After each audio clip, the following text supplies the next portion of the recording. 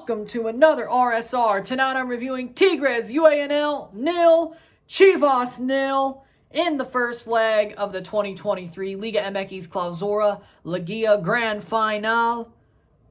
Tigres 0, Chivas 0 en la Liga MX Clausura Liguilla Grand Final. Partido ida. Halftime 0-0, halftime 0-0 through the first half. Tigres had the forward play for a lot of this game. I think they pissed away a good opportunity here. 1 shot on goal out of 14 shots. Having a lot of the possession, having a better passing attack. And they pissed away a really good chance at home. I'm starting to think the plan from Chivas was to defend and probably hit on the counter or just get a 0-0 draw and make this a one-legged final in theory, pretty much. And that's what they did. Full time as well, 0-0, 0-0. Again, a boring match. Chivas did their job, whether it was them just playing sloppily and shoddily and bad, because they were basically worn out from last Sunday and they were doing all they could to just tie this match, or this was the plan to play for a draw or play for a 1-0 on either side, especially for them, but the plan was to keep it tight. Was that the plan, or were they just playing like crap because they were absolutely empty and they were running on freaking adrenaline in their soul? I'm not sure, but I'm not completely sure, but to me it looks more like a thought process and a plan than they were just running on adrenaline. But for sure, they needed more possession. They needed more time on the ball, but honestly, their offensive chances, even though they only had 1 shot on goal and 7 shots, half the shots of Tigres and an equal amount of shots on goal, I thought Chivas' chances were better on the break. I really do. I don't think they were that bad of a team. I think it was the plan for them to hit on the counter, try to make it a 1-0 game. If not, it's a 0-0 draw, or at the very least, a 1-0 towards Tigres. That's easy to overturn, whether it's over 90 or 120 at home. It's easy to do. They can easily win the tie at home now. It's a one-legged tie in theory, in perpetuity. It is a one-legged tie at home at the Akron on Sunday. It's all about that game. This basically just says it didn't happen at this point. This is basically just saying, yeah, it's all about the final leg, the second leg. The first leg didn't matter at all. That's pretty much the thought process.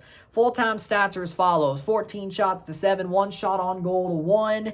67% possession to 33% possession, 520 passes to 265, 83% pass accuracy to 62%, 13 fouls to 12, 0 offside to 1, 3 yellow cards to 4, 0 red cards to 0, 2 corners to 2. Chivas, again, I think they did their job. They did what they wanted to do here. They kept it close. They kept it tight, and Tigres pissed away a giant opportunity. They were handed the catbird seat going into the second leg, and they couldn't capitalize. They could not capitalize. Jimenez stood on his head. The defense played like Maldini. They were all prime Maldini. The offense wasn't too great, but they had chances on the front foot. They had the chances to win this tie on the break. They really did, and you would think that they would have figured it out. They didn't, but you would have thought that in the end they would have figured this game out. Sadly enough, they did not. Sadly enough, the football that they played didn't pan out to the best situation for Tigres or for Chivas. Either way, I think the football that was played, a 0-0 draw is great for Chivas. For Tigres, it's like, okay, it's still only 90 minutes that decides this, which might actually benefit Tigres. Even though you could say, but Chivas are playing at home, it basically being a one-legged final at this point could benefit Tigres, who have been absolutely lucky throughout this tournament. Speaking of, Sebastian Cordova finally didn't score in a Liguilla game this season. he finally did not score. He scored in 2, 4, 5 of 7. 5 of 7. 2, 4, 5, 6, or 5 of 6. 7's the second leg. 5 of 6. Could he make that 6 of 7 and put them over? Who knows? But with that being said, he scored in every one but one, and that was tonight. Sebastian Cordova. He's been the hot man for Tigres this whole playoff, and they shut him down, and that was honestly the plan. You had to shut him down if you wanted any chance to win this tie and not get Tigres like everybody else did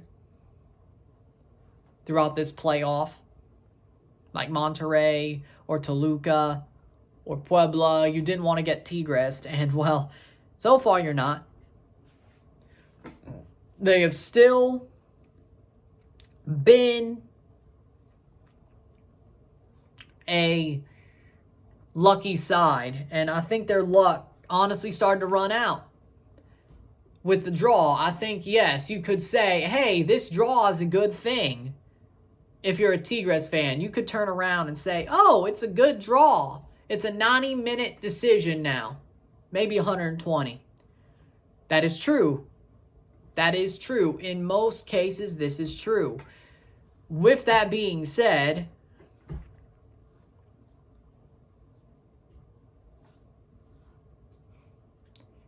it's probably a positive for both sides. You could say that definitely for both sides. They probably look at it like, hey, Chivas are looking at it like, hey, we're going home. We're playing the second leg at home. We're the better team. We are the higher seeded team, even though seeding does not matter in this tie. If it's tied after 180, the second 90 minutes, they go straight to pens. This is true. Not straight to pens. Extra time, then penalties. My bad. But I misspoke. But it goes to extra time. There's no seeding. There will be extra football to be played. And then penalties if need be.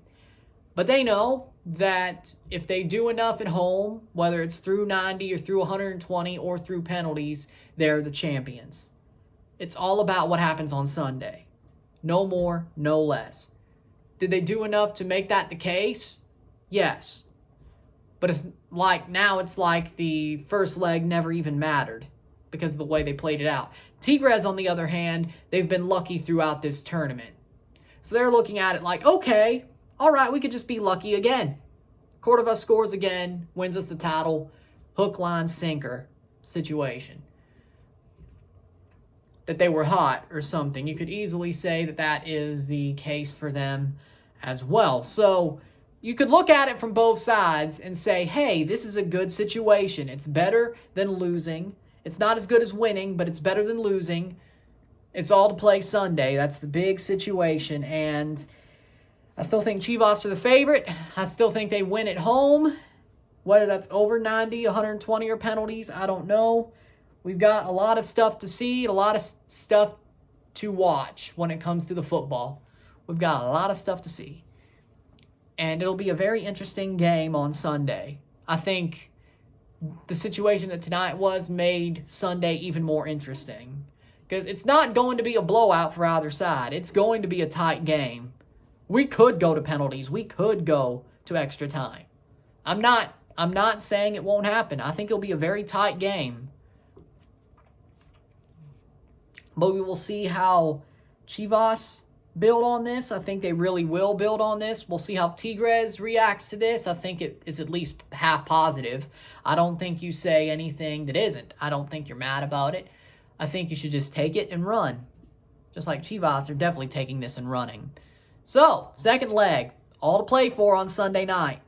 To be the champions of the Clausura. La Campione de la Liga MX Clausura. Should be nice to see. Who will be champions? Who will be?